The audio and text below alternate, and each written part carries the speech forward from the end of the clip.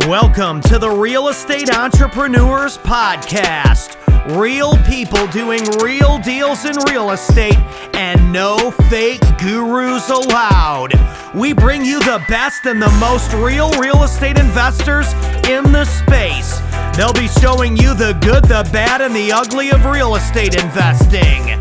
Like, share, subscribe, get notified. It's the Real Estate Entrepreneurs Podcast.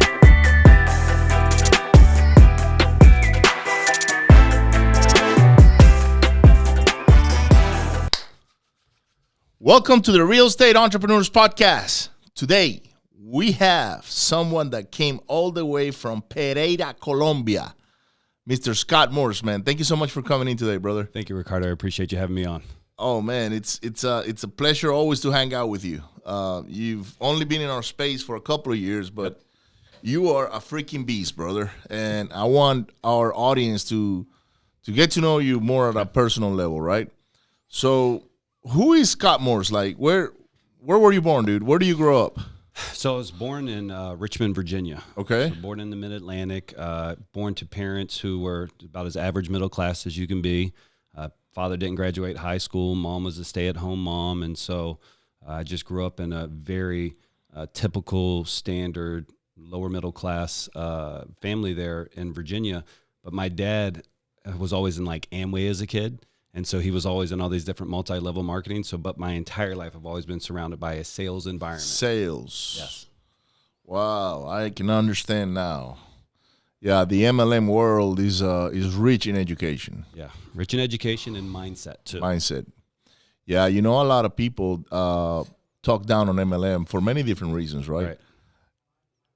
But I find that whoever is successful at MLM is successful at anything. Yes. Like, it's just a tool, you know, like if you can be in this company today, you move to the next one and poof, you just grow up like crazy. And I've been in MLM all my life pretty much too. Wow. So I built huge downlines, the whole 9 yards. So right now I'm not actively building anything because I'm doing something else. But MLM is something that a lot of people talk down. They think it's like one of them pyramid things, you know, like. But man, it's literally a place where anybody can make it as long as they have the education, The drive, hustle, Yep. persistence, and they're not afraid of failing and moving forward, right? Yeah. So your dad was around. You said Amway, right? Yeah. Big in Amway.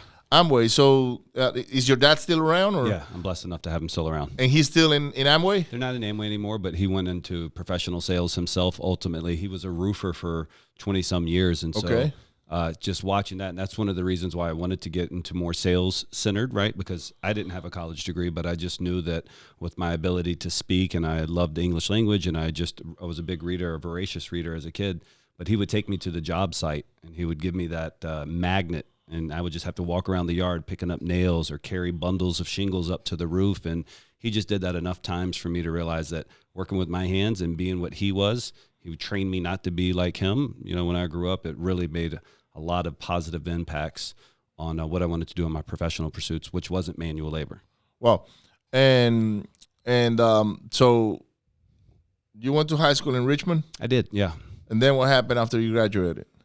So I didn't go to college. I applied for one college. I was turned down. I applied to a college that had always been its entire life, all-female college. And so they had just converted to allowing a certain amount of male population in there. So I kind of pursued that college for other reasons. I can understand why. And so they looked at my resume or my background. They said, nope, not at all. But I made a very conscious decision to self-educate myself. And so I have a huge library now, but even at that age, I knew that I could learn on my own more than what any professor was going to teach me. And so I just went into a 20-year self-embetterment journey all by books, because I'm a real big believer of you are the average of your closest 5 friends, right? But I didn't have 5 friends that I wanted to be the average of. So I sought them out in books, particularly everything by Zig Ziglar. There's not a thing that Zig Ziglar's ever read that I haven't read. Man, I love that guy. I wish he was still alive. I wish he was still alive. Yeah, I saw him the year before he passed, and I've seen him multiple times, part of his speaking. I literally considered him a father figure in my life. Between him and Tony Robbins and then all the rest of the big sales guys out there, I just loved it the way that they showed me that I could be like them, just be an average guy who could go out there and get whatever I put out there. And so it changed my life because I found in mentors and books that I couldn't find in real life. Wow. So how do you develop the habit of reading, man? So for me, I think one of the things is I like to interact with the pages. And so I'm not a digital book reader, but I am every morning I read, and I'm big on highlighters and pens. So you'll never catch me with the book without highlighters and pens. Yeah, I do the same thing. And so when I finish a book, or sometimes when I'm between books, I'll just grab books that I've already done and have a little red sticker on them to let me know when I look at the library which ones I've completed. And I'll just go through and I'll read all the highlights again. I have another digital program where I've also gone through all my books and taken everything I've ever highlighted and put it down into one long sheet. And so it's just like those nuggets that made enough of an impression for me to move that marker across the page are things that mean something to me personally. Right. And I like to share those nuggets with other people as well too. But yeah, it's just I try to interact with the books, and I also find books that I know that at the end of that book I'll be better than I was at the beginning of that book. Right. So, what was the book or the one book that you say everybody should read? So there's a one particular book. It's Millionaire Mindset. And maybe I can put it in the notes post this, but there's a couple of books that have really helped change a lot of my philosophies on life. So the Millionaire Mindset is big. And then also a recent one that people may be more familiar with is David Goggins, Can't Hurt Me. Oh yeah. What a tremendous book that was. And that is, but I'm big on John Maxwell too. Mm-hmm. John Maxwell was a big major player in my life. And so my library is so big now of books that it's not necessarily one, it's the collection of all, and that collection of all. So the Millionaire Mindset, who wrote that one? Or was it called Secrets of the Millionaire Mind, or? I should have been prepared for this. It's so good. I just put you on the spot on that one book because I have Secrets of the Millionaire Mind by T. Harv Eker, and that book actually makes you like do some affirmations and certain, like you have to put your finger in your forehead and look up and say something like money's like comes to me effortlessly, things like that, right? I'm big on books that require you to work while you're reading them and writing out, because what's so great at the front page, the first page of every book that I ever read, if I start a new book today, I'll write exactly today's date and what's going on in my life today, exactly where I'm at. And as kind of unique as it may sound or different as it sounds, I know one day when I pass, I'll leave those books to my kids, and they're going to be able to see Papa's life and where he was struggling with, what was going on. Because I'm very, very candid. I don't write them with the intent of anybody to ever read them while I'm alive. Right. But one day when I pass, I want the kids to be able to see the struggles that I was going through. And then when I go back and read them, I get to see how much my life's improved since then. And so I'm big at time stamping every book that I read. Oh, wow. Yeah, that's great. That's something I don't do. I highlight it. Sure. I write a lot of notes, but I don't time stamp it. And that's something that I'm going to take from this interview, is that I'm going to start putting dates and because it's good to always go back and say, I remember that, that time when I was reading this book, it was like May 27th, blah, blah, blah, and this is what was going on in my life, right? So, all right, so you started self-educating yourself. Yes, sir. And like, you go get a job? Like what was the deal? Like you were 19, 18? Yeah, so I was 18 when I started work for my brother's security alarm company. He had one in a place called Williamsburg, Virginia. And then it's like in the movie Boiler Room, they say it was that one knock that changed it all. For me, it was the one site visit that changed it all. I went to a fancy office, and I walked to see all these BMWs, Mercedes, all these things outside in Williamsburg, Virginia. I said, there's nice cars out here. And I walked inside, and I walked into like a pit. And I didn't know what a sales pit was, but that's what it was, just filled with sales agents waiting to go out. And so I'm describing how to use the alarm, and I'm doing all the things that I'm supposed to do at this job. And so I was 20 at that time. And I finally pulled one of the guys aside. I was like, what are you guys doing? Because these kids were my age. They're a little bit older, maybe even a little bit younger, dressed so nice, driving these fancy cars. And they were like, we sell timeshare. I was like, what's timeshare? They're like, oh, buddy, you got to know. And so literally that week I left my family's company and I got a job selling timeshare. Wow. And I had some tremendous mentors there. But you want to talk about sales. I mean, I learned some of the most aggressive, I'm going to use the word cutthroat, but the most aggressive sales tactics, human psychology I learned. And so for 2 years, almost 2 years, I sold timeshare. And then I was recruited out of that into another vertical comparable. But that's really where I laid my foundation of my sales wherewithal, is from that timeshare vertical, that vacation sales vertical, because you're selling air, you're selling off of emotions. It's a high ticket sales, $15,000 to $35,000. And to be 20 years old and make those types of dollars, I was like, oh, so this is exactly where I want to be. I want to be in sales for as long as I can be in sales. And what was the progression through that? Because you were there until not long ago, right? Yeah, it was. So I was in the timeshare sales, which is where you do the acquisition side. And then I got into the vacation ownership side. And so it's kind of a similar model as timeshare, but it's where you like travel the country and you like drop postcards or send text messages, send phone calls. You invite people to a hotel and you're selling them a software package that gives them access to all kinds of different vacation plans, et cetera, et cetera. So I did that for another man for about 6 or 7 years. And then I kept on having all these clients that would come in and say, hey, we'd buy your X if you'd help us get out of this timeshare that we have. And I was like, oh, I think this is a business model itself, which is helping people get rid of their timeshare ownership. And so I ended up starting one of the nation's largest timeshare exit companies. And that grew up to about 160 employees, north of $30 million a year in gross revenue that we did out of that. And how old were you when you started that company? So I worked for the gentleman in between for 8 years. So I worked for him for 8 years. So I would have been 31 when I started the timeshare exit company. And I started it literally out of the spare bedroom in my house. Started it as rough as you can. Just rough as you can. Started from there and ended up, like I said, over 160 some employees before. Were you still in Virginia, or you have moved? At this time, I was in Florida. Florida, you were already in Florida. Okay. Yeah. And did you have a partner, or was it only you? Like how did that all come about? Yeah. So what I discovered is the same thing I discovered with Lamassu Leads, my current company now, which is people need more qualified leads. And so what I did is I focused in on my vertical of being like a lead broker on revenue share. And I'm a big revenue share proponent. So for people out there who don't know what revenue share is, it's simply like, hey, I'm going to perform this action in whatever part of the sales funnel, and then I'll take a piece of the back end. Mm-hmm. So that's effectively what I did. I just knew that I could generate. I feel like I got maybe an innate ability that other people don't have of being able to put myself in the consumer's shoes, whether it's putting myself in their shoes when they hear a radio commercial or see something on TV or even go into a website. Because if I write an ad the way that I want to write it, that's not good. But if I write an ad the way the customer wants to see it, then that's going to generate it more. And so our last year, we spent $4.5 million. In 2018, we spent $4.5 million just in PPC ads in a year. And so like for us, we were doing volume. I know there's bigger companies, et cetera, out there, but that's a lot of money that we were doing to generate leads. But we weren't just generating leads. We were generating very low funnel leads, the lowest of funnel leads, people who are about to make a conversion. And it's those practices that I learned over the past really 20 years that I brought into your guys' vertical that it's allowed me to kind of do what I've done in the past 2 years. Got it. So roughly what year is it when you started that company?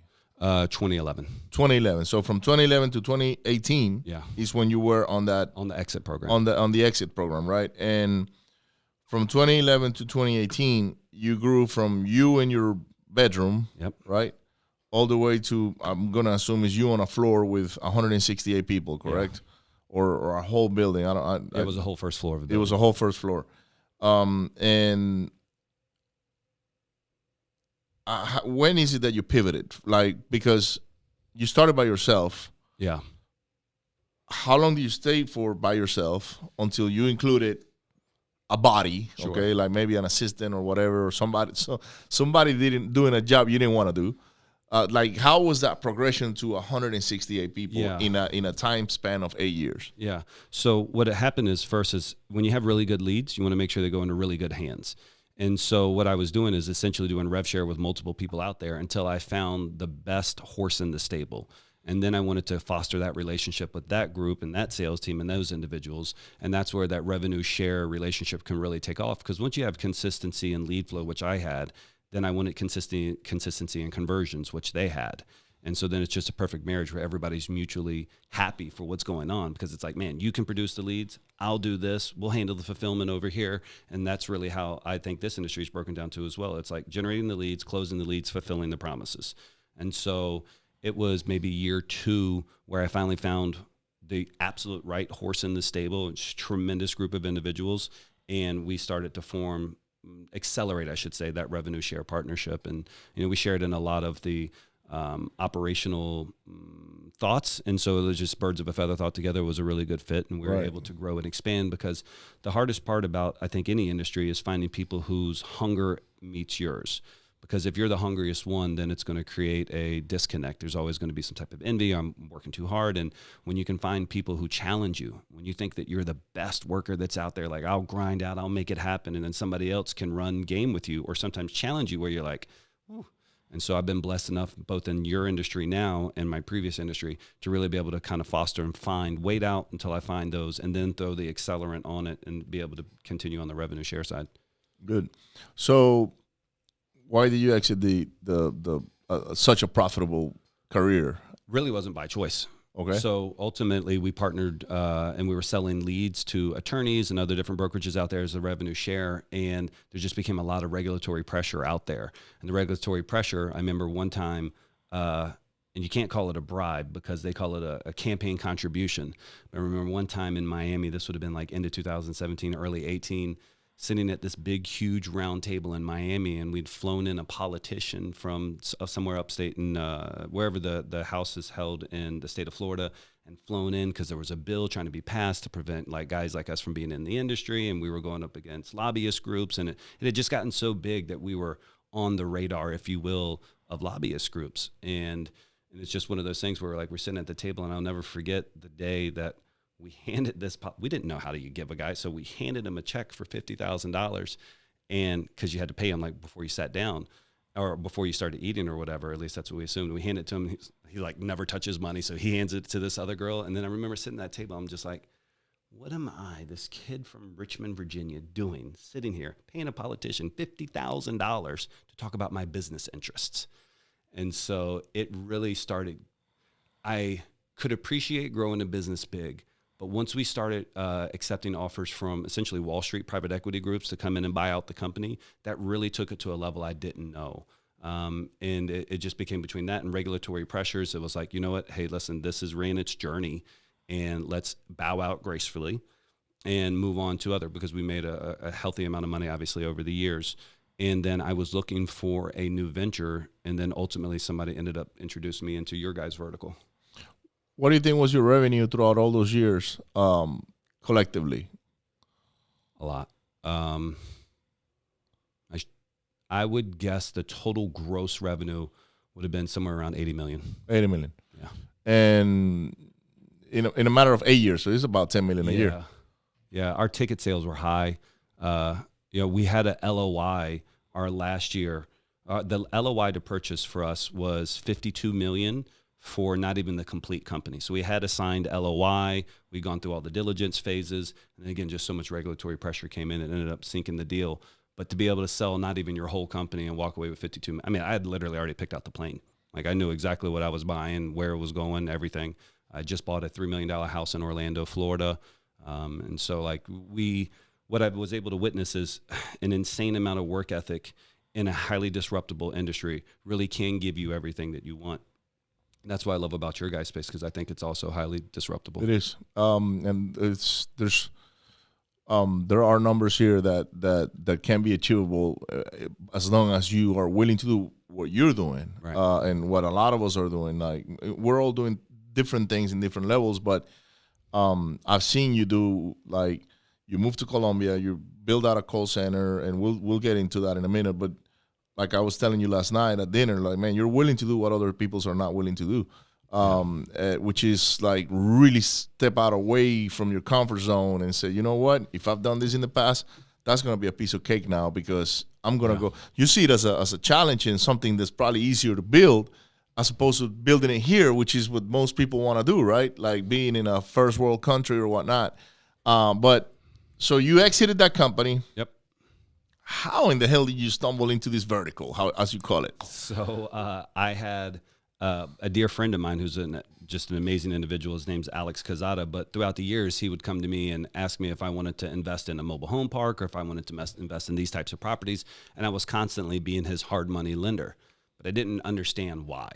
And he had expressed to me interest about me possibly doing something for him, and it just never rang true. And he used to always say, like, man, if you'll just take this product and put it into your ecosystem, you will rock it. Because it really is. It's just an ecosystem. I have, with all due respect to your guys' industry, have no loyalty to it. The only thing that I mean by that, not in a negative way, but I'm an insert product here type of guy. If tomorrow some crypto training thing comes up and I can vet it out or whatever it is, and insurance, I have no qualms or issues with pivoting because it's really. I'm the same. I'm the same way, by the way. Like to me, that's just the horse that I'm riding right now. Like we were talking about last night when I had that other scheme going on a few years ago, right? So I'm in the same airplane. I mean, I'm like, dude. Now this is real. Is attached to real estate, which is it's the vehicle that made 90% of the rich people on earth rich, right?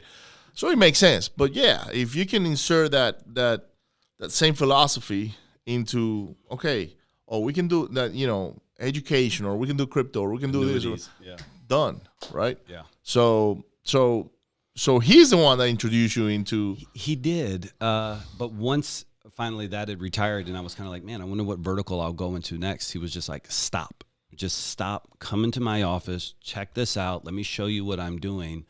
And he was doing really well by industry standards his last year before I worked out a revenue share partnership with him as well too, because it's all about the leads. For me, everything, it's the alpha, right? The closers are the omega, the leads are the alpha. And so it's the beginning and end. And so what I saw were a lot of pain points. And after having a company that big, it was just, I think, easier to identify the pain points. And you have a lot of these smaller entrepreneurs who are doing everything in their business. They're literally staying up to 2 a.m. trying to pull a list. They're trying to skip trace lists. They're poor with list management. They don't do any lead lifecycle management. Then they're trying to qualify leads. And so then they're on the phones trying to front, and then they're not able to close. And it's like they only reserve for themselves 10 to 15% of their day to actually do revenue producing activities. And they don't even see it because they think everything's a revenue producing activity, but it's not. What I need to be able to get their mindsets to pivot to is like, hey, listen, find a trusted partner, whether it's me or somebody else, to handle the whole front end of your operation, where you guys are only focused on two things. That's closing and funding. Mm-hmm. And so once I was able to give them and any of my other revenue share partners that stability, it's like, oh, now we can focus on what we do best, because they've been in the industry long enough. They've been closing deals, but most people aren't the best at data analytics. They're not the best at platform management. They don't have any type of technology stack. And so that's really, I was just like, oh, and then I realized that him at 88 deals his last year, and the subsequent year he did 570. So he went from 88 the year before I met him, or partnered, if you will, from the revenue share perspective, to over 500. Like, that's a monster leap. Yeah. Like, it's a big leap. That's what 500, 700% almost growth. Yeah. But it really didn't take much other than getting them out of their own way, because they're excellent closers. And that's really that's what you need. If you have an excellent closer and you can find a trusted partner to handle that front end of your operation, it's well worth whatever the percentage share is, or whatever even if you just outsource it to VAs or whoever you do it to. But it's just a matter of getting these guys focused, because if not, they end up, you're losing morale, you're losing all these things because you're just not generating enough revenue. So dude, this is crazy, because you call them revenue share partners, right? I call them JV partners, because that's the standard terminology that we use in wholesaling, right? But we have very similar businesses. Yes. It's just that you call it one thing, I call it another thing. But as you speak and you're kind of like telling me your business model, I was like, oh, so you see, and we were just talking earlier about somebody not wanting to do JV deals. Yeah. He's kind of like turning down your model and my model. Exactly. Right? Which to me is like, guy, I can make money on somebody else's marketing, plan, right? And the marketing guy is happy because he doesn't have to do what you and I are doing, which is negotiating the deal, selling the deal. Well, we sell the deal. Right. I don't know if you're selling the deal for those guys, but we are, right? Because we take the whole like the whole thing. But so you learn the business model that Anthony, right, had. Yeah, Anthony and Alex. Well, you learned their business model. When is it that you made a decision and said, okay, I'm going to take this business model, I'm going to move to Colombia, and I'm going to go and get me a building and go ahead and boom, hire 100 people and go? So, right, the forest starts with one tree. And so that wasn't the initial objective. The initial objective was, okay, everybody's outsourcing their lead flow to the Philippines or to Egypt or some guy in Costa Rica or wherever it may be. Let me test the waters, because if everybody's doing it, it must be good. And then once I even put my toe in this water, I was like, oh my goodness, I can't believe this industry is addicted to underqualified leads, barely qualified leads. I call them heartbeat in a home leads. It's like, wait a minute, a heartbeat in a home. Yes, they have a heartbeat. Yes, they have a home. Send it over. Stop it. Mm-hmm. And so I couldn't find anybody, and I mean anybody, not to disparage any of the big names out there, but I filled out forms. I talked to, I listened to calls. I signed up with. And I was like, oh, this isn't outsourceable to maintain the integrity of lead quality that I need. So I'm going to have to do it myself. And so once you look at the cost per lead objective, which you have to keep mitigated as low as possible, for me, it wasn't possible to do it onshore. Paying a 19-year-old kid $17 an hour in South Florida who's got alcohol problems or drug problems, they've flunked out of everything that's going on. Sense. You can't. Your cost per lead is never going to be where you need it to be for this vertical. So I knew I needed to go offshore. And my ex-wife had introduced me years previously to Colombia, and I loved their affinity for the American culture. I met so many people that spoke super fluent or grew up in the States and returned home. So ultimately, I made that decision really just to go launch with one revenue share partner down there. And, buzz is a funny thing, and virality is a funny thing, because all of a sudden this guy's friend heard about it, and this guy's friend hears about it, and then this guy's friend hears about it, and before you know it, you're at 70 some clients in a month and growing consistently. Who all have the same problem. They all have the same problem, which is consistent lead flow and quality lead flow, because you can't scale inconsistent results. And so what I hear from everybody before they hire us is, yeah, I hired this VA team. They did great week 1 and week 2, but then it died off. Or I hired these guys and we could just never get a consistent lead flow. It'd be really crappy leads, really good leads, really crappy leads, really good leads. And it really should be a very mathematical equation. This amount of money that I'm paying equals this amount of activity, whether it's dials, which equals this amount of leads. And out of this amount of leads, it must be consistent, equals this amount of contracts. And if you can't be, let's say, 1 out of 20 or 1 out of 15 with your leads or whatever, the marketing channel, maybe it's 1 out of 10, if it's whatever. But if you can't find that consistency, you'll never scale. You'll never scale for a long term, that's for sure. And so that's what I tried to do is I said, I know I can generate a quality of lead that is consistent in its deliverables and expectations. So when was your first wholesale deal? So it was actually when I was sitting in Alex's office, because I needed to incubate. I needed to understand everything. And what it was also great too is getting on the phones, being in the trenches and having them hear all the different things that I was saying. And I didn't realize how much more accelerated or advanced my pitch was. It was day 1, hour 1, but it's almost like that Wolf of Wall Street movie where Jordan goes into that office where they're selling the penny stocks, and he just sits down and he starts saying everything, and everybody's like, "Wow, what are you saying? Who the hell is this guy? Yeah, what did he exactly. say?" Right. But the very first lady that I closed, which was within the first few days, first few calls too, but within the first few days, was a woman who called us panicking because her husband was in jail for domestic abuse. And she's like, "Hey, this guy is in jail. I have to sell this house now. I have to be out of this house. This is my moment. I have to get out and get out of town now before he comes out and he does it again." He'd done it multiple times. And I was like, oh, we're not just buying ugly houses. We're buying ugly situations. Yep. And it really humanized it for me, because really before I was like, oh, this is commodities trading. Wait a minute. I get a contract at this price. I sell it at this price. I was very, very black and white on my thoughts on this industry. I was like, I'm literally selling paper. Boom, love it. It's infinitely scalable, it felt like. But I didn't see the human aspect. And I'm glad I saw it so much in the beginning, because it allowed me to know my client's avatar better. But that first deal, and we helped her with a U-Haul truck. We ended up taking it as a subject too. We ended up making a lot of money from that deal. But I was like, okay, now I get it. Now I get it. I understand that it's either ugly home or ugly situation, but either which way, we're going to be the savior helping these people move on with their life. Because if not, she could have very well been in that exact same situation again, where she's in the hospital and he's in jail. She's in the hospital, he's in jail. Or she's dead. Or she's dead. Amen. Right. So and she did a beautiful video testimonial for us as well too. And so it was just, it really sunk in, like, because you can get everything you want out of life if you help enough people get what they want. Yep. Zig Ziglar. Yes, there you go.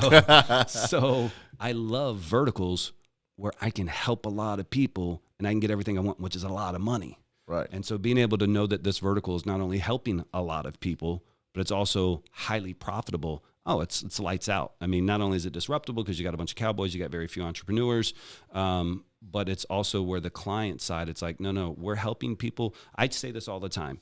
If you think my offer is going to be higher next year, you're playing with fire. Like, it's never, and this is the truth, it's never been a better time to accept an offer from us than it is today. But I can tell you this much, soon, tomorrow it'll be less. There will be the tomorrow where it'll be less. There will be the tomorrow where it is the correction. There will be the tomorrow.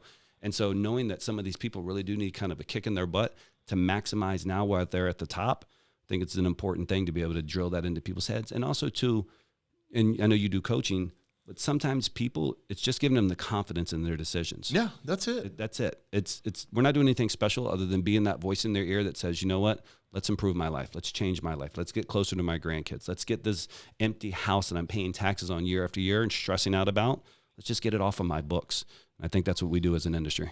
So that's great. That's exactly what we solve problems, right? So we're problem solvers, and that's what really an entrepreneur is doing, is solving a problem. And like Zig Ziglar says, the more people you help, eventually the quicker you get to your goals, right? The more money you make. So you went to Colombia, you started putting your team together, yes, right? And when was like the first time that you had, I would say, multiple closings in a month, like to where you said, yeah, it's working, and you know what? I need to go ramp this up now, because you got now 100 people on your call center. Yeah. And I didn't even call it a call center. I call it an operations center, because it is an operations center.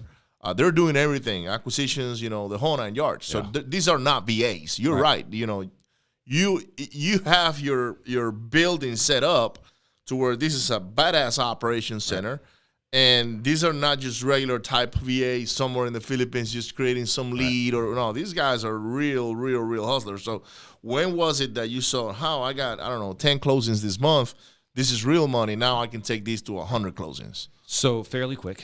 So that was a good part. Once we just were up and the lights were on, it was game time. So that part wasn't the aha moment as much as it was the inflection of customers who needed help. Because I've never spent $1 in advertising. Never spent $1 in advertising of the Lamassu Media or Lamassu Leads call center services. But just hearing these people's pain points, I know their pain points before I ever get on a Zoom with them. I know that they're hiring a VA. The general progression of customers who come to me is they got off in wholesaling. Maybe they did bandit signs, whatever. They did cold calling. They were like, oh my God, this sucks, but I got a couple of deals. I now want to hire a VA. Then they get a VA, and depending on how that experience goes, maybe they get to 2, maybe 3 VAs. And they're like, oh my God, I'm spending more time managing these people and I'm not closing deals. And then it's once they break out of that VA mindset, and some of them don't even know that there's another level above VAs, and that's like an enterprise level call center. But once people started to hear that there was an option that exists above and beyond VAs, where you actually have a strategic partner in your marketplace, where you actually have somebody doing your lead lifecycle management, your KPI tracking, and only sending over qualified leads. Once that buzz got out there, then I was like, oh no, this is a business that's bigger than wholesaling. Like this lead generation is bigger than the actual wholesaling from my own office, because there's a bigger bandwidth, if you will, of people out there that need that, and it's highly scalable. And it's one of those things that it's very easy to be ROI positive here in this particular vertical, particularly cold calling, because your cost of entry is so low comparatively to, let's say, PPC, and just everybody needs it. And there's a lot of big players out there that have given up on it because they've only had bad experiences. And so bringing them into the fold and having them talk about it. But so, yeah, once my Zoom calendar link started filling up without me having to do anything, talk to anybody, I said, okay, yeah, this is a real business. This is going to be big. Yeah. So I've been wholesaling since 2017, right? But I've been a real estate investor since 2008. Now, I was a wholesaler hater. Like, if you told me you were a wholesaler, I was like, ooh, you're a wholesaler? Ooh, like, get out of here. Like, right? And I became a wholesaler by necessity. So, which is something that's happening to my VA company right now, or my VA I wouldn't call it company yet, but it's the VA operation that's grown to 30 VAs. Wow. And yeah, exactly. I just realized that like last month, what are these 30 people I'm paying today, right? So, and it's been by, hey, I need Ricardo, can you help me with this? And I was like, yeah, I can source one. Boom. And friends, right? Yeah. Is that how yours started? Like sourcing to your immediate, like Anthony's and Alex's people, right? Because they were plugged in the network. Yeah, they were plugged in the network. And I think more the inflection point, obviously them speaking good is great, but was Facebook. And so there's so many of these, whether it's Wholesaling Houses Full Time or all these other groups that are out there, your Facebook group, it doesn't matter. It just takes one person to be like, hey, my cold calling service sucks. Who do you recommend? And then that just goes off and off and off. I want to pivot back if you don't mind. So you made the transition from a real estate investor to a wholesaler. Yes. How was that transition for you? Did you struggle pivoting into that? Or? No, it was very fast. I needed to. So I don't know if you know this, but in 2017, I was arguably one of the biggest rehabbers in Houston. Wow. So I was flipping 47 houses at the same time. I had 50 plus workers on the general contracting side. I had another partner, Dennis, and I had a couple other partners on the rental side. Right. So we were fully integrated. We had a lead generation company, which was Same as Cash. That's where we contracted all of our deals. Prior to Same as Cash, or before Same as Cash on the funnel, we had direct mail out. So we did all mailers. And then direct mail out will sell letters to other people, but it'll do our marketing as well. So if you came to my office 2 years ago, I had machines printing stuff all over. Really? I own all the equipment, the whole process. I had a permit with the USPS, the whole 9 yards. So I was a mailing company, right? So we mail out. Same as Cash will contract all these properties. We'll negotiate them. But then we'll turn around and we'll buy everything. So we sold ourselves the properties. Deals. Yeah. Then any of the entities that we use for buying these properties, we'll go ahead and rehab them, and then we either rent them out or we sold them. Well, in 2017, right before Harvey happened, I would say it was about July. It was probably the first time Dennis and I looked at each other and said, man, we got something going on here, because we were bringing in some cash. Yeah. And it was consistent, right? And now he's looking at a Lambo, and I'm looking at Ferraris, and I'm looking at all these other things that are out there, right? But he held me back. He's like, man, let's wait until December. Like, let's finish the year strong, and in December we'll go indulge in whatever you want. And I said, perfect, no big deal. August, Hurricane Harvey hits, and we have 47 rehabs going around the area. So it wasn't the hurricane that hit us or destroyed our properties. It actually flooded 5 of our rentals, which we fixed within a month. But we lost all of our workforce. So our general contracting company disappeared overnight. And when you have 47 rehabs and you're paying 10% interest in all these loans, and you got $250,000 a month going out on loans only, that wasn't even on our personal expenses or anything like that. Yeah, you have money in the bank, but guess what? Goes fast. It goes so fast. Right? But my thinking process at the time was, even if it takes me 6 months to finish all these properties, because I knew there was a disruption. Yeah. I just didn't know how long the disruption was going to take. And in my mind, I was like, 6 months, I can rehire people. It'll be another 3 months. So in 9 months, I'll spend $2 million. I'm good. That was my thought process. No big deal. That never came around, dude. No. So in about 3 months' time, Dennis and I are having a panic meeting. Like, hey, let's sit down. Like, what the hell are we going to do, dude? He said, dude, do we buy more? I default back to I need to buy more properties, because that's what I know. I know how to do. I know how to raise money, and I know how to buy properties. So, hey, we buy more properties. We raise more money. He's like, dude, but who fixes them? We don't have people to fix them. The other problem we had was we couldn't sell them because we owe more than what the properties were worth now. And we didn't have people to fix them. So we were in a bind. Like this was a legitimate bind. And, you know, I said, well, no worries, bro. We always figured it out. Why don't we wholesale? And he's like, man, you're good at that stuff. I can focus on rehabbing these houses. So we sort of like, we pivoted to wholesaling while he still rehabbed some of the houses with some people we hired and trained along the ways. But it wasn't enough for us to offload all the inventory we had. I actually still own 2 of those properties that I'm finishing, you know, as we get more income coming. But we ran out of money. And, I mean, millions of dollars. Right. This is large numbers, right? And then it gets the conversation to where you got to talk to your investors and say, hey, man, I don't have any more money to pay you, dude. Yeah. So, you know, you're either going to have to foreclose on it or you work with me until my wholesaling operation can pay for all these rehabs and, you know, we can exit. And I would say 90% of those guys decided to work with us, and they did. But there was always that 10% that you'll never please, and they're always going to be mad at you, talking shit about you and all that, or telling the truth, however you want to put it. And that drove me and him away because Dennis was like, at some point he just got tired. He said, dude, I'm tired of swimming. Yeah. And he says it's like we're swimming in the ocean, but we're in the bottom of the ocean with a clump weight tied around our feet. And we're holding our breath, but I just don't know when I'm going to get to the surface. So, Ricardo, you enjoy this stuff. I don't. Yeah. Like, he literally realized that he didn't like it. So he went to be back an engineer. So he's building Corporate job. No. He's an entrepreneur. Okay. So, I mean, he could have went to a corporate job and make maybe $250 a year. Yeah.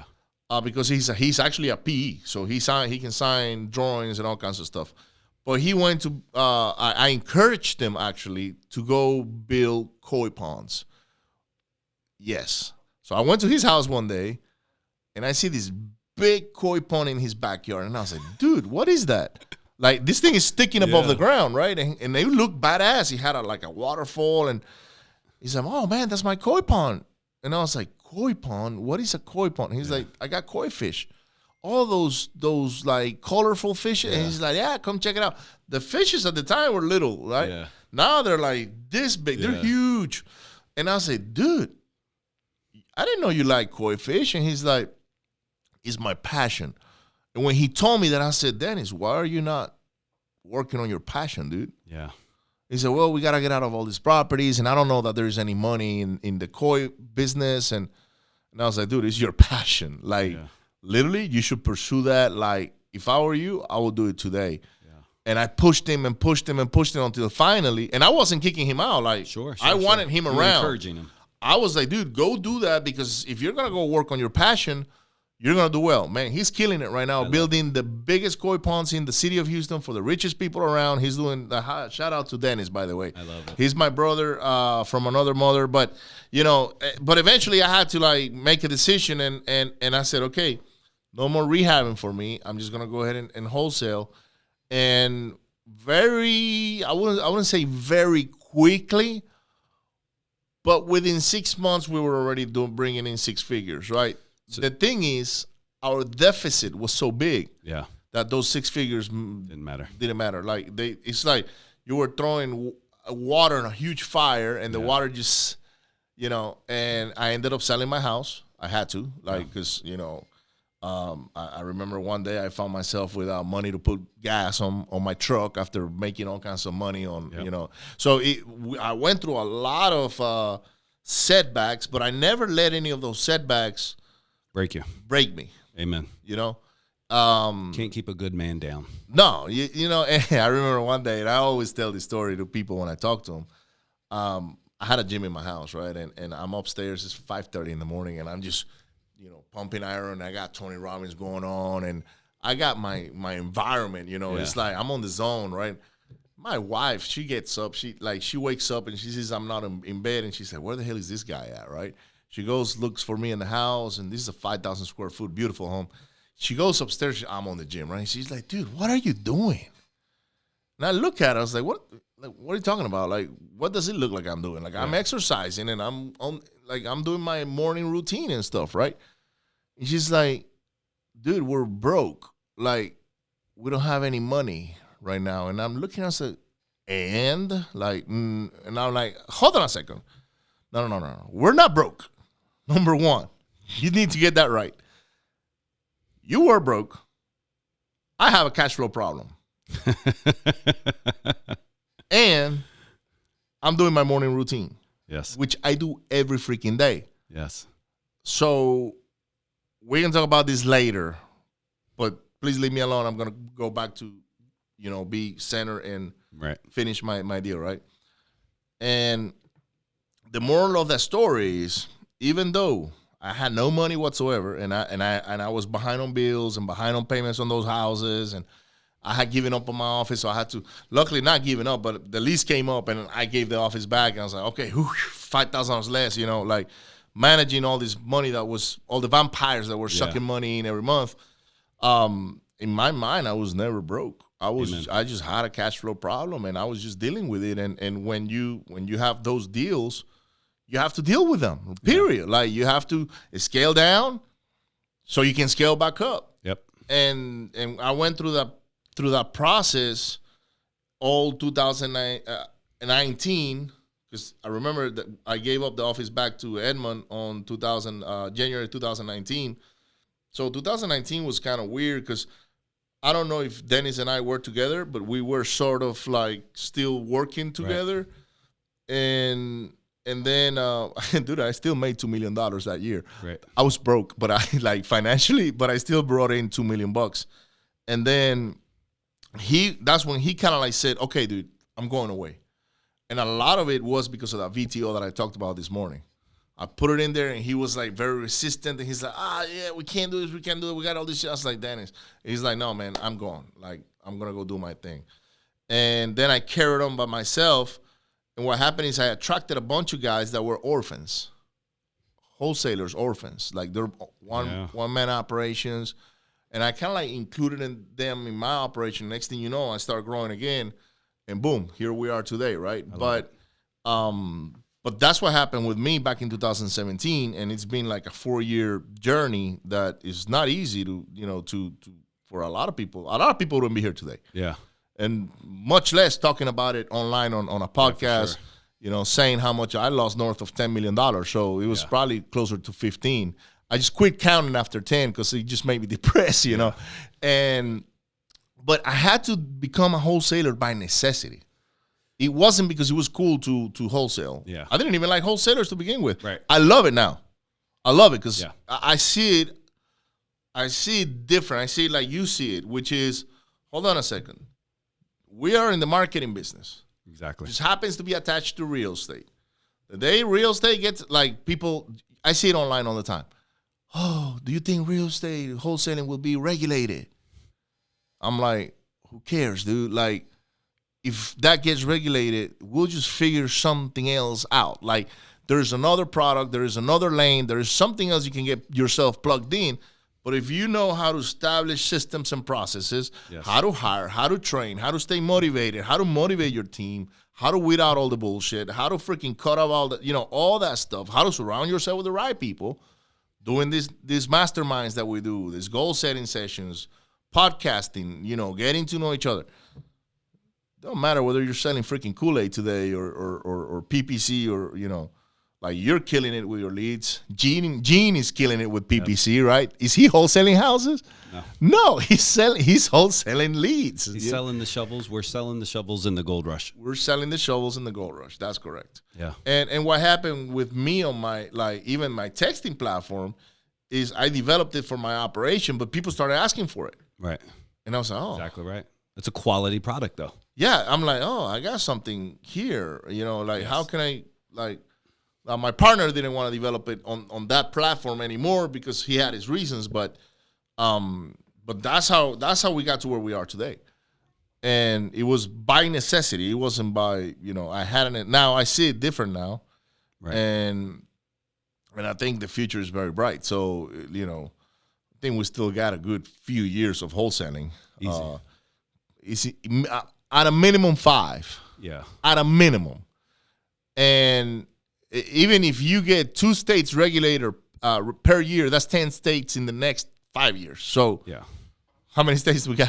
47 left. Yeah. So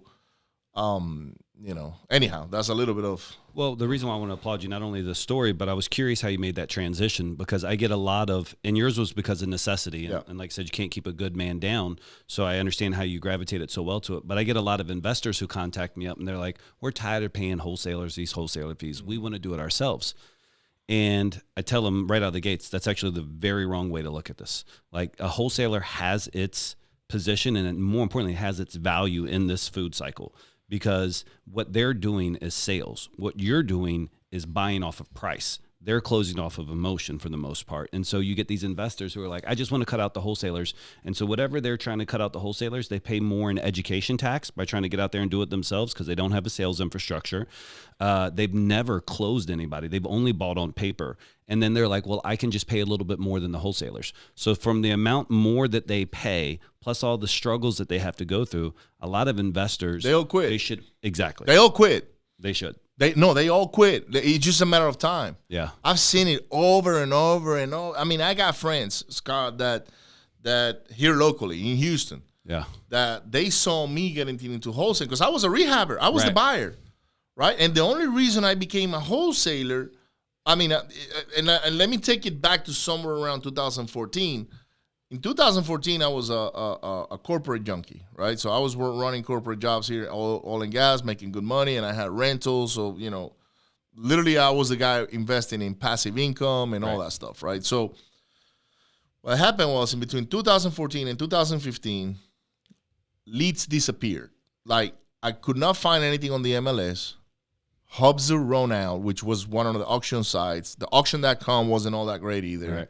Like, I couldn't find a lot of stuff that I was used to finding. So I didn't need wholesalers. Right.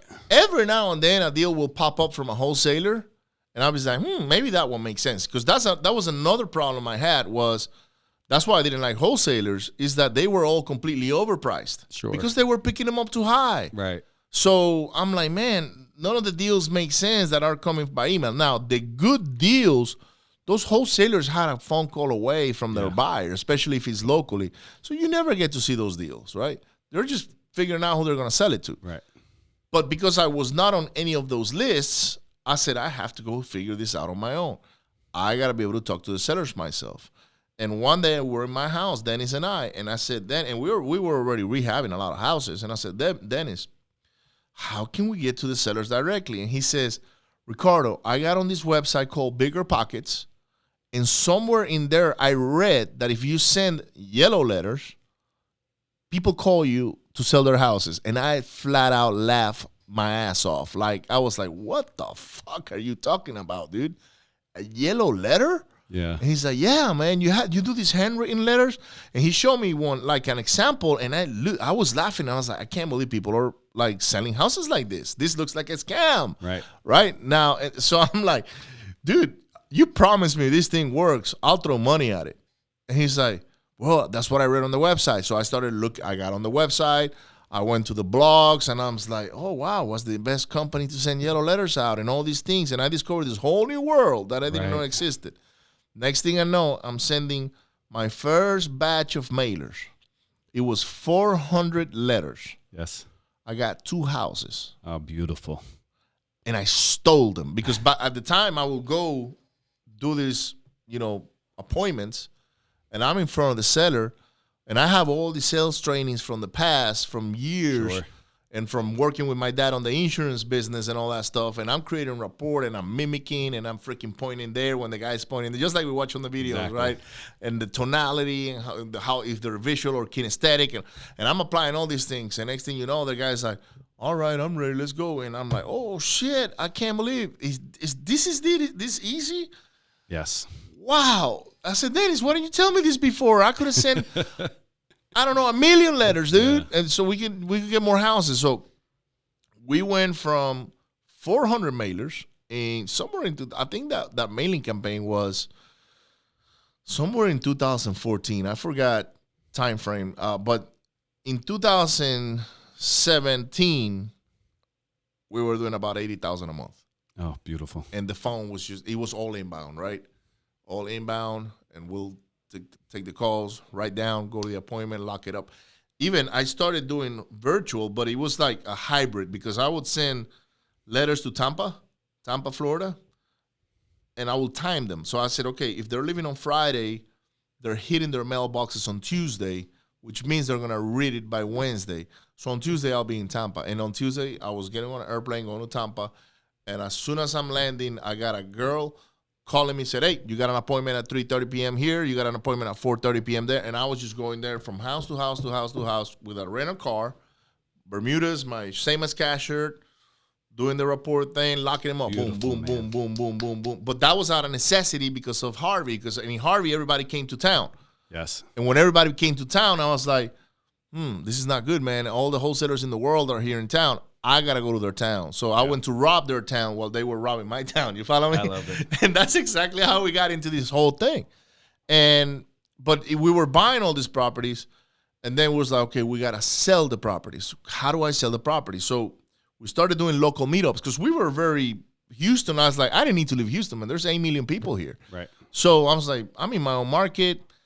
We dominated. We know how it is, and our competitors, we never ran into the same property. Never did. Like, it was very abnormal. But when I started going to other markets, like here, got very popular to do meetups. So they were doing all these meetups, free beer, free food.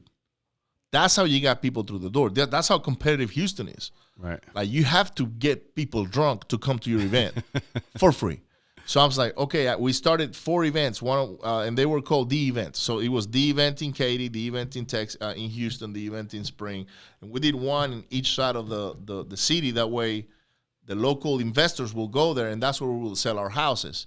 Nice. So I went and did the same thing in Tampa. I started a meetup in Tampa, and we started getting buyers through the door, free beer, and people were like, who the hell is doing these free beer things? Because I'm taking the Houston mentality to those other towns, and they're still on the RIA model that you got to pay $50 a month, and it's a bunch of old people in there like talking about the same deal they did back in 1989, and the guy's not even doing deals. It's like I was like, man, I want none of that. I want to have fun, and that's how we started like building our buyers list. And then one day I ran into Nick Perry. And he's like, why are you doing all of this? Why are you doing all this traveling? And we're just talking, right? And I was like, dude, I don't know. I know that if I get in front of the seller, it's a done deal. Like, nobody's taking this property away from me. So how about you get good and you do it over the phone? And he changed, like, my paradigm, like, completely changed, right? So then I started, another friend, Charles, he was good at marketing, lead generating. He was horrible at conversion. I was good at conversion, so he'll send me all his leads. And we JV, no problems, and then I'll convert them and I sell them. I said, dude, I'll lock him up and I sell them for you. All you got to do is worry about your VAs and send me all the leads, right? Exactly. And we were both happy because he was making a ton of money by lead generating, which is what he enjoyed doing. And I was happy converting, which is something I enjoy doing. And I was doing my own lead generation. So I had his lead generation, my lead generation, and a couple of other people's lead generation coming in. The thing is, I still had limiting beliefs on I have to go be in front of the seller, in person. And once I removed myself from that equation and I started learning all this virtual thing, the whole world changed. Yeah, I don't think I would ever have entered into this space if virtual wasn't an option. Number one, I think I'm probably one of the better proofs of concept for being virtual because we're closing deals from a different continent daily. I'm in Colombia, South America, originating everything from the lead to the qualified lead or the data to the lead, qualified lead, closing, TC, buyers. All that's happening in a different continent. Mm-hmm. And so with a different culture, by the way. Different culture, different continent, brand new concept down there for obviously those groups of individuals. But when I talk to people who are inquiring about our services, I'm like, what market are you in? And they're like, okay, hey, I'm here, let's say in Columbus, Ohio. Okay, great. And then are you guys face-to-face or are you virtual? I love virtual guys. They typically have their sales more refined. They have an opportunity to train better. And I think that's what a lot of face-to-face guys don't realize is you need to scale your closers, but you also have to have a consistency in your pitch because it is a pitch. This is not a freestyle thing. And when you have your closer going out in his truck and talking to that seller, you can't pull that recording. You can't train him on how he better could have handled that. You're losing all that refinement. And more importantly is if you can do this job, I tell you that my 3, I think that are, I'm going to use the word tough, but uphill markets, obviously anything in Arizona, Southern California, and most major markets in Texas. And so when I talk to these guys here, I'm like, man, dude, you've been successful in SoCal for the past 3 years. Do you know what you would do in North Carolina? Like those sales skills that you learned in Phoenix, do you know how you will dominate Wisconsin? No, they have no idea. Well, they have no idea. And the reality is that you will get consistent results. The spreads may be smaller, right? But your volume is going to be significantly higher. Base hits all day. Your marketing overhead is going to be significantly lower. And it's easier to build a culture off of multiple deals a day than a deal a week or 2 deals a week. And so I love the fact that you can be virtual in this space because my market is the same as your market, which is the United States. Mm-hmm. Like the country is our market. There's no place that's not our market anymore. And so when I think about the vertical expansion, my goal is to get our wholesaling office. And we're still striving ever since day one, and we'll get there. We will get there this upcoming year. But this is a 10 deal a day campaign. And so for me, I can get to 10 deals a day. I can. We've had days where we've gotten to 8. We have 5 deal day on Friday. We have days when we've gotten up. We haven't hit 10 yet in a day, but I'm consistent. Our operations are such that it demands and dictates 10 deals a day. And once we're at 10 deals a day, then if you're at 10, you're at 15. Dude, check this out. So you're saying 10 deals a day, and I love it because I'm following the same pattern, right? But I remember when I had 10 deals in 1 month, I was like, what is that? Like, because I come from the corporate. I was an employee, you know, right. So I was making good money to be an employee. I was making $260 a year. But when I had my whole yearly salary on the board, to close. Oh, it's a beautiful feeling. Right? I was like, what is this? Like, that means I can go do this like $2 million a month or something like that. And, now you start thinking completely different. Because you see rich people, like people that bring a lot of money, right? You always wonder, how is it that they do it, right? Like, why Scott is available to do, I don't know, $5 million in a month, and I can only do 500,000. Like, and we probably read maybe similar books. We probably hang out around the similar people, but there is a reason why there's some people that have a thermostat that is a financial thermostat that is higher than other ones. And there's underlying things that happen for that person to raise that financial thermostat at that level, right? And I was wondering a lot of that time, how is it I can raise that financial thermostat so I can materialize on these deals? And I just didn't know how. I didn't know, because I was surrounding myself with a lot of the right people in town, and finally I cracked the code, and the code was, in my case, because I'm pretty sure there's plenty of different ways, I had to leave town because I was the average of the guys here in town. Amen. And most of the guys in town were doing the same exact thing. Yep. 4 to 5 deals a month, maybe 10 deals a month. If they made $100,000 in a month, it was like an ungodly amount of money, and it was unbelievable. Because I went to all the RIAs here. Nobody was making that kind of money. Right. I was about the only guy, and I remember walking into this RIAs, Scott, and it's like God showed up. Yes. Here comes the guy that flips 47 houses at the same time. And I remember guys looking at me with disbelief. Is that really true? And to me, I was like, yeah, man, I'm doing it. Like why is this like such a big deal? Right. Now, I was not in the space. I was completely on my own space. I didn't have time to go deal with all these people. It's when I had the necessity to become a wholesaler, is when I started plugging myself in. And I was like, man, I was the bigger fish on the pond before I even knew. I need to go find me a bigger pond. Right. And this is no disrespect to anybody around, because there's a great ton of guys out here doing all kinds of stupid things, from lending to commercial to whatever. But at least with the people that I was surrounding myself with, I started hanging out with the Nick Perrys of the world, with the all-in guys, with all these other guys. I mean, it's just the level just went up through the roof. So I meet so many people at different entry levels into this industry, and I find that I always say this, there's definitely more hobbyists than there are entrepreneurs in this space, which is great for the entrepreneurs, because we can go into any market and disrupt it for the most part, particularly anything in the Midwest, because these guys are literally, they're not trying to build a legacy. They're not trying to retire young. And they don't even have desire to do big things. They don't. And what they're trying to do is replace their corporate job income. And okay, great. You worked at Bank of America and you made $72,000. They're trying to be comfortable. It's the best way to put it. That's exactly right. That's it, dude. That's exactly right. I don't know how else to explain it. They just want to be comfortable. Right. And the reason I say this is because I have a friend. He just got laid off, right? Great guy. He makes good money. And I messaged him and said, hey, man, how is it going, bro? Like, is there anything I can do for you, right? Man, I just want to be comfortable. Because he's very uncomfortable right now, right? He has no money coming in. And I said, come to the office, dude. Because I like him like that. Yeah. Right now, he's completely wide open. Like, he's like all ears. All right, this is how you're going to be comfortable, okay? Push through all this shit. You're going to find a comfort zone. But if you stay in this comfort zone, you're going to start dying, because there's no such thing as you're either going up or down, but there's no constant like a job. A job has a constant. Yes. You know exactly what your paycheck is going to be on Friday. Yeah, I got $5,000 coming in on Friday. I'm good. I can take care of the mortgage, car payment, blah, blah, my credit card. But in our world, no, we're either making it or we're dying. Yeah. We're either going and thriving or we're freaking dying. And I'm just trying to make this guy aware right now. And I'm pretty sure he's going to succeed if he surrounds himself with the right people, that there's no such thing as being comfortable. It's like, just keep pushing yourself this way. And eventually, maybe one day, you'll replace yourself from that one operation, and now that thing runs on its own. And now you find a comfort zone, but you're years away from me. Yeah, I say that all the time. I go to some of these masterminds, and again, I've only been in it for 2 years, and I'll meet the guys that are in there longer than myself.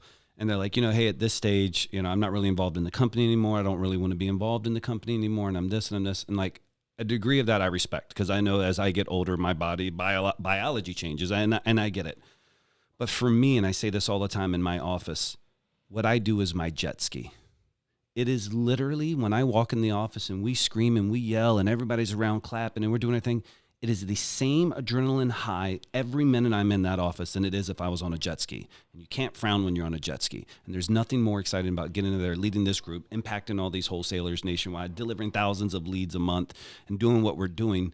It's not a burden to my soul. It's not a burden to my time. It's the most enjoyable thing I've ever done, which is leading and creating from nothing these levels of operations, and more importantly, knowing where we're going, knowing what our future months are forecasted to look like. So I love it. It's a possibility of what you can do, right? So a lot of these guys that remove themselves from the business, they and nothing wrong against those guys, by the way. They found something else they're passionate about now. That's what it is. They found another passion, whether it's fishing or maybe a new company they're running on the side or what. They just found another passion. This is not passionate anymore. Yeah. For me, rehabbing was a passion. It's not anymore. Right. Now is this growth on wholesaling and different multiple lanes related to the same vertical, right? Yes. But, I do enjoy coming to my office. Yes. I love hanging out here and talking to them. So, okay, now I got to go to Pereira in February or March or whatever and pay you a visit and see what you got going on. And maybe I'll take a couple of nuggets from you there. And boom, now you just better my life because you opened up your space. Somebody saw you here in the office and already messaged me and said, hey, man, come on, tell Scott to receive me in Pereira. I live in he moved to Medellin. That's Carlos, the guy I was telling. Shout out to Carlos, by the way. Carlos, Scott and I, you and I are going to go visit Scott next year in Pereira. So, but anyhow, it's how you level up, right? But I enjoy what I do. Yeah. And I think if I exit a company, at some point, it's because I'm doing something else. Yeah, you hope so. Yeah. It's like I don't know, like how old are you? 40. 40. I'm 43, right? So I just don't see myself being at home all freaking day. Like I don't know what I would do with myself.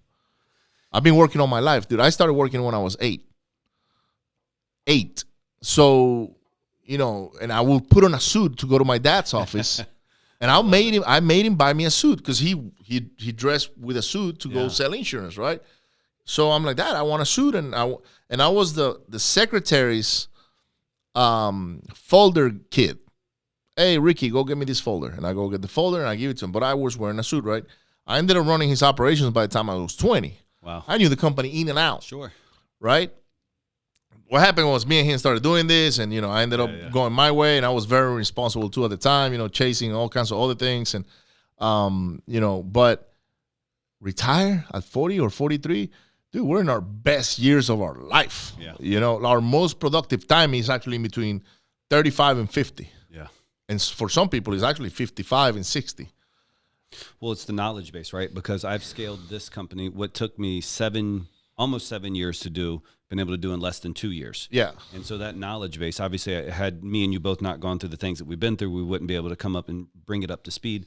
But it's as much the knowledge base as it is that now there's no question of my abilities. Because I know that, hey, listen, you've done it once, you've set it up here, this is the operations, the technology stack's the best leverage. And I just love being able to know that my vision, I'll sell this company. And one of the things, and Kent Clothier is one of my mentors. I look up to him. I consider him a friend. But I remember the time he told me that this business wasn't sellable.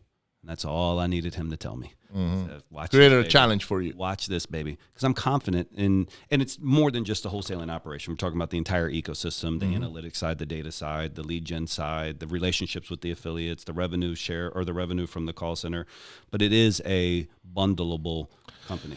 I guess the way you do it, you're right. The way he does it, he's right. Yeah. You follow what I'm saying? I do. Nobody's wrong. He's right in his way, you're right in your way. Yes. Because you have a you're fully integrated. Yes. Right? When you're fully integrated, I'm a firm believer as what you're talking about because I've been fully integrated since day one. Yeah. Did I use other services? Yeah, I used other services to understand the process. And guess what? If those services would have been top notch to me, I would probably still be using them. Couldn't agree more. But eventually I said, you know what? I can do these letters myself quicker, cheaper, and better. Yep. And boom, I went and opened up my own mailing company, and I became a guy that had a better service than most people out there, right? Exactly. And I integrated that into the ecosystem, and then I integrated the general contracting, and I integrated the flipping, and I integrated the wholesaling, you know, and so it was all tied in together. And in my mind, I said, I can sell this, even if what if I have assets in it now? Yes. I got a portfolio of 200, 300, 400, 500 houses. Now I have lead generation, I have marketing, I have this, I have that, and plus assets. Dude, I can freaking 10x that, no problems, right? You know, so you can sell something that's fully integrated. But he's right. If you're a mom and pop only running around yourself, doing $5 million by yourself in a wholesaling operation, you can't really sell that. Yeah, I agree. One of the things I like what you're saying there, though, is about all these different things that you have this experience in. It's the reason why I tell people, it's like, hey, I'm not just a call center guy. I'm your strategic partner. Like, I'm doing wholesale deals myself at volume. And so you're just trying to get from 3 to 7 to 10 deals. You know, there's another world out there where people are getting from 50 to 70 and up deals. And it's like, you want people like ourselves with your mail or with your text messaging, because we're not doing it to offer a service. We're doing it to produce a quality lead. And when you're doing it to produce a quality lead, it's because you understand what happens when a closer gets it, and you understand what happens when the dispo person gets it. And so I think that's a big gap, particularly in the VA arbitrage space, because that's a big thing. It's just guys contract somebody for $3, sell it for $5, but they're not really in the export part of it, or the output part of it, where they're actually monitoring what happens after they produce that lead. Because anybody can produce a lead. What we say is, I'll produce you less leads, but you'll have longer conversations. Because I'm not a volume play. I'm a quality of conversation play. So less leads, longer conversations, because the longer conversations is what means the more deals. And that's all that matters. It only matters the amount of deals that you get. Well, that's what we do, and this is what we do, maybe the same way, but in a different way, right? Which is crazy, because you do it through cold calling, but I do it through texting. Right. All that nurturing for me is done through a text message. Yes. Goes back and forth, back and forth, back and forth, back and forth, right? While your guys are actually on the phone, on the phone, which is, for driving momentum, that's actually better on the phone, because there's energy transfer, body language, the whole 9 yards, right? Tonality. On text messaging, it's more non-invasive. So we allow the client or the prospect, which is the seller in this case, which I see them as clients, by the way. Correct. Right? And I see my buyers as clients as well, by the way. So we allow the prospect to say, I will respond to you when I have time. Yep. And then they go through a text message. Oh, yeah, we got a 4-bedroom with a 3-bathroom and a 2-car garage, and, you know, blah, blah, blah, 1,900 square feet, and this is what we're selling, and I'm just tired of my husband, whatever, boom, boom, boom, boom, boom, boom. And then we get all of that, and then we're like, okay, this person is raising their hand. Is there a price you have in mind? We do ask that question. Sure. Do you have a price in mind? I never thought about it yet. What can you offer? Okay, look, this is what I'm going to do. I'm going to grab all this information, and I'm going to send it to my senior associate. His name is Scott Morse, who's going to be giving you a call. When is a good time to call you? Yep. Call me tomorrow at 9 p.m. Perfect. Scott is going to call you tomorrow at 9 p.m. Now, Mr. Senior Associate now gets all this information. It's like an attorney, like the police officers. You know, keep your mouth shut, otherwise I'm going to use all this information against you, right? Now we got all this information and said, we know he's got 4 bedrooms. I wonder when the last time he remodeled his bathroom. Boom, boom, boom, boom. Now we can be more specific, and we can focus more on building the rapport, which is, my brother is great at that, by the way, building that rapport over the phone, and he's locking up deals now left and right. And the other guy, Eddie, these are killers. Like, they're literally killers. They're freaking locking everything that comes through their way. But they come from the sales background, right? We're selling windows, dude. Like, you get a guy that can sell windows, you know, you can buy a house. Yeah, I like agents who have had, obviously I have an affinity to any type of timeshare sales experience, but solar, door-to-door, knives. Like, I love true sales backgrounds, because those guys have been struggling on car lots and the neighborhoods, struggling, and then they can come in here and they can be given a high-quality lead. They have a great work ethic, or they never would have been successful in that type of sales. Like, going door-to-door selling solar, that's not an easy gig. No, that takes a lot of. And so, but having those people with that sales experience, that work ethic, but they still need a quality lead to talk to. Because one of the worst things you can do, and that's why I appreciate what you're saying, because we get all this questionnaires, we qualify them, then we send it over. Our average qualification call is about 15 minutes long. So we're having that healthy of a conversation. But if people like me and you don't put a quality lead in front of that closer, you actually make your closer a glorified VA. Yes. You want to hurt morale, you give them underqualified leads, and now they're spending their time trying to find the lead that is. By the way, I learned that the hard way because I had guys in-house doing all of that, lead generation, and I would see their faces sometimes like their face was of defeat. Yeah. Like, dude, like I just called 10,000 people. Nobody's picking up the phone. Yep. I freaking give up. Like, this is not for me, right? And I was like, man, there's got to be a better way to do this. Like, how come these other guys are doing it through cold calling and my guys can't? Yeah. I'm missing something. And by the way, we've watched all the videos that you can think of on trainings for cold calling and pulling lists and these and that, right? You got to get your head bashed in right. as a qualifier. And so when I was at your event in Miami, thank you for the opportunity to speak on stage, but I talked about the fronter closer model. And so I'll say it on any stage forever for the rest of my life. I firmly believe in the fronter closer model. My fronters front, my closers close, which in your guys' jargon, you say you're maybe a qualifier and then this is your acquisition manager. Yeah. We call them fronter closers. But that fronter is so highly trained in the objections and the rebuttals that it takes here. They never get to see this world over here. Honestly, if they knew that this world existed over here, they wouldn't want to do this. They want to do there. Exactly. Yeah. And so, and these guys over here, I don't need them having the caliber conversations happen over here because this is a high-end conversation. And the moment that you bifurcate those two conversations completely, keeping them with their own incentives, their own KPIs, but making a closer front and then only getting one opportunity to close a day or every other day because he's spending all his time fronting, it can destroy, but it's not scalable. In my opinion, it's not scalable. And I thought it was, and that's why I did it, right? So I said, okay, now, hell, I'll do the lead generation, all that stuff in-house. Now, I will be with them. Right. But eventually they'll be like, dude, we just tapped out of all of our leads, and I was like, there's got to be a different way. There's got to be a different way. And until finally, I said, I'm going to separate it, just like you talked about. Front end, and then your closer. Yes. And that's what my texters are. They're front ends, and they're getting all this data. Yes. And then they're like, hey, somebody raised their hand. All right, send it to a closer now. And the closer... Now's got a quality They're just going for the kill, man. Like, exactly. You know, like it's a matter of pricing thing and structure or whatever, you know. And yeah, not everything closes. You know, some people, they got unrealistic expectations. But it even went back to when I realized that breaking that one process down in two, now my process is broken down into actually three. So I have marketing on one side, acquisitions on another side, and dispositions on another side. 100%. They're all broken. So we break it into four. So we have the data team.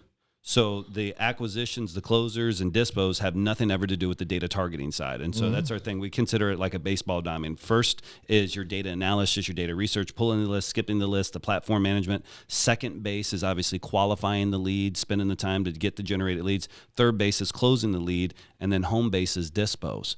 And so it's like, hey, we've broken it down into four simple steps. What I try to do, and companies like ourselves try to do, is we cover the first two bases for them. Allow me to do your data targeting, allow me to do your data acquisition, your skip trace, and all your lead lifecycle management.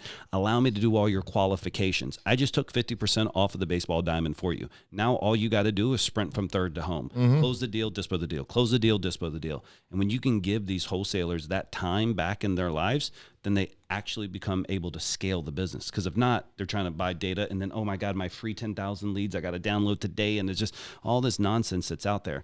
And two other small things I like to say, if I can, while I'm on your podcast. Of course. I think one of the worst things I ever saw when I came into your industry was a 7-minute or less pitch bullshit. But that's some bullshit somebody came up with. I never agree with it. Exactly. But there's people out there that think that you can pitch this fast. Let me just tell you, with the volume that we're doing, and I'm an adamant believer, it's on our walls, big in our sales cycle, it says it takes time to take homes. You know, if I have a closer who's on the phone for less than 30 minutes and dropping a price, 20 minutes and dropping a price, I know my shot of getting that deal is very, very low because it takes time to build rapport, to find out their issues, to create urgency, to create scarcity, to ask for a reduction and get a contract signed. And so a lot of these people are just rushing through the process. They're rushing through the process because they're so used to having to qualify a lead. So you do go fast when you're qualifying a lead. You got to get to 10,000 numbers in a day. But once you can get them off of that rat race, that hamster wheel, and get them over here, it's like, no, now you're the guy that takes time. I need you to have a 30 to 45-minute conversation easy with this person over the phone, because if you spend enough time with somebody, one thing, they don't want to do it again. No matter what your price is, they're like, man, I just spent an hour talking to this guy. He seemed like so nice. We built so much rapport. they're less likely to shop, not only because you built rapport, but also time's a hell of a thing. And you've spent so much time with them and you're the expert now. They understand what their price is. So that 7-minute pitch and hustling through it, I think is a bad thing. And then my other small thing is like me and you, we use a lot of the same terminology. I call it fronters closers. I think one of the worst things this industry has ever done is introduce the word acquisition managers. Yes. The reason why I feel that way is because an AM isn't definitive of what the job is. If I'm a firefighter, I fight fires. If I'm a closer, I close. If I'm an acquisitions manager. So to me, every time I see somebody talk about acquisitions manager, I picture a guy like selling pool chemicals. No, you're a raw dog, like real deal. You understand the art of persuasion. You understand NLP. You're a closing machine. And so we don't allow anybody in our operation to use the words AM or acquisitions manager. You're a closer. This is your job. This is all you do is you close deals. And yeah, so, we have lead generators and closers. Bam, exactly. Right? And you are right. I've been calling acquisitions because that's what we call it in this business. But in reality, it's nothing else than contracting, making a sale, right? Making a sale. So, we got to make a change there because I see all these acquisitions trainings and acquisitions managers and I got lead generation and closers, man. Amen. That's it. And then I qualify them. Yes. This is more of an qualification, because you cannot convince somebody to sell their house if they're not ready for it. 100%. If they're not ready for it, it doesn't matter how much you talk to them. Eventually, that's going to be an unqualified lead. It's like, no, you know what, man? This guy called because he's just wondering what his house is worth, but he's not willing to sell. Next, go to the next one. Like, hey, don't waste more time on that because you're just going to get frustrated. So, anyhow, what is next for you? Yeah. So I think for me, the focus for 2022, some of the things that we're deving out. So we have a really super awesome CRM product that we're going to roll out sometime this upcoming year, just observing all the pain points and knowing what our team's leveraging. I'm going to move that to the side for a second, but we're doing about 2 million outbound dials a week right now. So 2 million outbound dials is that's a lot of numbers. It's a healthy number. But so what we've set up here in Q2, we got it refined in Q3, up in 4, is we set up what's called a data lake. And so what we're doing right now is I really want to be able to offer not only the best industry, best data, but like world-class Wall Street would love this type of data. So right now what we're doing is we're passing back our call side data back to our data lake, and we're scoring all of our numbers based on the results on a 0 to 5. So 0 is like never got in touch with them. One of them was wrong number, never answered. And we're scoring the numbers all the way up. So I'm sanitizing. We have, 40 million addresses in our database, or how many ever the numbers are in there. Maybe it's phone numbers, but we're just sanitizing this at such health. So that way I'm able to offer in the future a product that says, hey, listen, not only do I know this number is actually associated with this address, but these numbers definitely aren't. They actually appear on this address over here. So we're sanitizing that database and offering a much more user-friendly analytics dashboard. So we just signed up with something called Amazon Quicksite, and we're rolling this out to our products. We have 3 affiliates on it now, where they can see on a map all their leads on pins. And everyone that was like not interested, it's red. Everyone that was qualified is green. So they can start seeing down by the neighborhood level. Yeah, so you're doing data segregation, basically. Data segregation, data visualization, probably the most important. So data sanitizing on the data sales, data visualization for our affiliates. And we're about 70-some affiliates right now. We'll be into around 200 by the end of this upcoming year.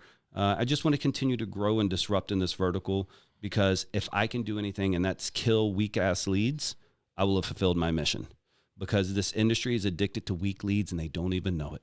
They're driving a hoopty for a fucking marketing channel, and they have no clue, because everybody's got a hoopty. Mm-hmm. And once we can get in there and really disrupt that, it'll be a game changer, and then I'll pivot on to realtors. But for now, I'm only wholly focused on wholesalers. Right. Yeah, I love it, man. Well, Scott, thank you so much, man. I'm pretty sure we're going to do a lot more of this. I'm sure. It's, I can wait until I see what you do in the next 2 or 3 to 5 years, basically. See, I want to see where you get, because it will be fascinating to see, your growth, especially for you've only been around for 2 years, and you're doing better than a lot of us here, right? Like, when it comes to scaling operations, and everybody, that's a fancy word, like, that's been thrown around big time, scaling. Yeah. Well, you came in 2 years, you scaled bigger than a lot of the people in this industry. And I can just wait until I see where you end up, in the next 3 or 5 years, because I can see you having a call center with 500 people with no problems. Like, you're probably coasting through that because of your energy and your work ethic and your determination, and you have such a grit and thrive, which is amazing. That I actually look up to you in many ways because of that. And guys, if you guys are watching this podcast, make sure you guys go find Scott. How can people get in touch with you? So the number one thing is I want to have people see behind the call center, behind the scenes, see what happens, and we're really open and transparent at our office. So at Lamassu Leads on Instagram, and then if you want more information on the services, it's lamassuleads.com. You fill out a form; it takes you directly to my calendar for now. And it's just a way for us to talk about how we can help scale your business. But definitely start at Instagram if you're on Instagram, because you'll get to see how the sausage is made. And we talk a lot of smack about the industry on there in a pleasant way, you know, letting them see exactly what we're dealing with and how things are working out. So it's a really cool snapshot. And it's Lamassu Leads with 2 S's, guys. So LAMASSU Leads.com. Go find him on Instagram. Follow. I watch your operation. I love it. I just feel good when I see somebody thriving like that. It's like, man, look at that call center and all the people, and I call the lieutenants, the guys that are walking around like enforcing, you know, people making calls. It's beautiful. I love that. So, guys, go check out Scott. He has a tier 1 service when it comes to lead generation. I'm not gonna talk too much about that, but he's the main guy that runs it, and you can be his client if you desire, if you want to have great results. You know, even though I have my own operation where we do lead generations, I don't even consider ourselves competitors because we're in like 2 complete different lanes, but we do the same thing basically. And if I had to hire a cold caller, it'll be you. Like, it wouldn't be like I wouldn't go nowhere else. But if you guys need cold callers, if you guys need high quality leads produced, Scott is the man. So go check him out. Scott, thank you so much, brother. I appreciate you, man. I enjoy this podcast, and I'm looking forward to doing more in the future. Guys, May 27th and 28th, 2022, Attend Growth is coming, okay? We're going to have a website January 1st. Mr. Caleb Lukatic is working on it. We're going to be running a lot of marketing through it. It's going to be at Attend Growth event by the Real Estate Entrepreneurs Event and Mastermind. So I'm looking forward to see you there. This is going to be in Houston, Texas. First come, first serve. We're going to have some special tickets going out the first month or so. So I'm looking forward to see you there. And don't forget to hit share, like, and subscribe. And I'll see you on the next one.